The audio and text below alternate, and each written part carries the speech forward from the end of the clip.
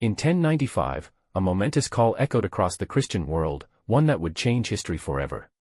It wasn't a call to arms against a foreign king or a rival empire.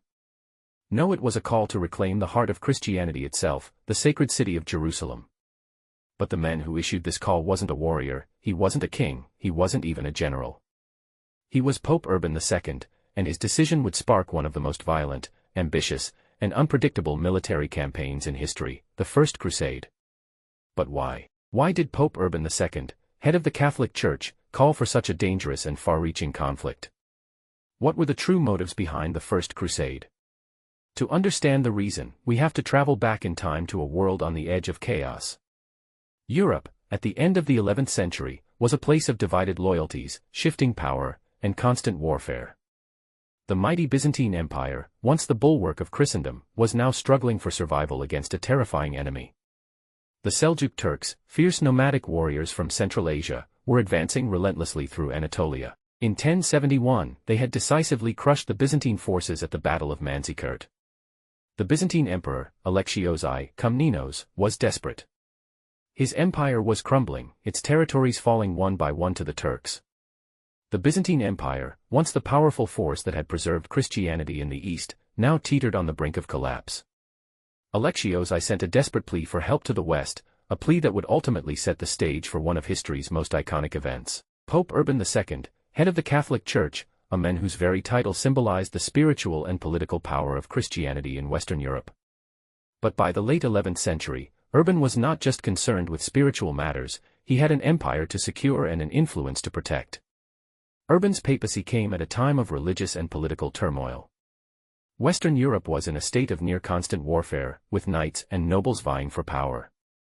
The papacy, in an attempt to unite Christendom, had been locked in a fierce struggle for authority against secular kings. But what really ignited Urban's crusade was a far more sacred goal: Jerusalem, the city of Christ. Under Muslim control for centuries, Jerusalem had become the heart of Christian pilgrimage. But by the late 11th century, it was no longer a city open to Christians, pilgrims were being attacked, churches desecrated, and the land itself was firmly under the control of Muslim forces. It was here, at the Council of Clermont in November 1095, that Urban's historic call would be made. Thousands of bishops, lords, and knights gathered to discuss the future of Christendom, but what Urban did next would change everything. Pope Urban II addressed the crowd. He spoke not just of a military campaign, but of a divine mission, an opportunity to liberate Jerusalem, the city of Christ, from the hands of the infidels. He didn't stop there. Urban offered a promise that would change the very course of the crusade: all who die shall have immediate remission of sins. A promise of eternal salvation for those who took up the sword and marched east. No more fear of hell, only the glory of heaven. It worked. Urban's call was not just a call to arms, it was a spiritual war, a fight not only for land but for souls. His words echoed like thunder across Europe. Nobles, peasants, and knights alike took up the banner. A force unlike any seen before was born. The crusade had begun. But what was truly behind Urban's decision? Was it purely religious fervor, or was there something deeper, something political at play? We cannot forget the role of Emperor Alexios I. His desperate appeal for help was more than just a plea for aid, it was a request for military support, for soldiers to help reclaim lost Byzantine territories.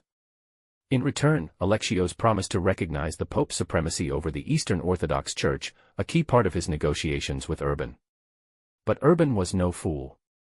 He knew that answering Alexios's call for help was about more than saving the Byzantine Empire. It was an opportunity to expand the papacy's influence, to unite Christendom under one cause, and, perhaps most importantly, to reassert his authority over the Western European nobility.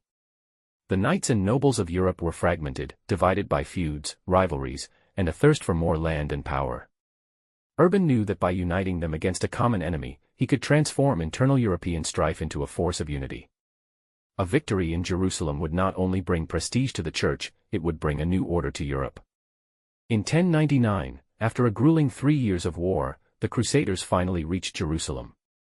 The siege was bloody, intense, and filled with moments of both valor and horror. The city fell, and the Crusaders took control. Jerusalem was, once again, in Christian hands. But the cost was high: lives lost, cities burned, and the seeds of hatred sown between Christians and Muslims. The First Crusade may have been a victory for Pope Urban's ambitions, but it was also the beginning of a new chapter of bloodshed and conflict that would echo through the centuries. Why did Pope Urban II call the First Crusade? Was it truly a religious mission, or was it a masterstroke of political strategy? A bit of both, perhaps. What we know for certain is that his decision to call for a crusade changed the world. And the legacy of that decision would shape the fate of empires, the course of religions, and the lives of millions for generations to come. If you enjoyed this journey through history, make sure to subscribe and hit the bell for more stories from the past. This is Historical Finder, your guide to the untold stories of the past.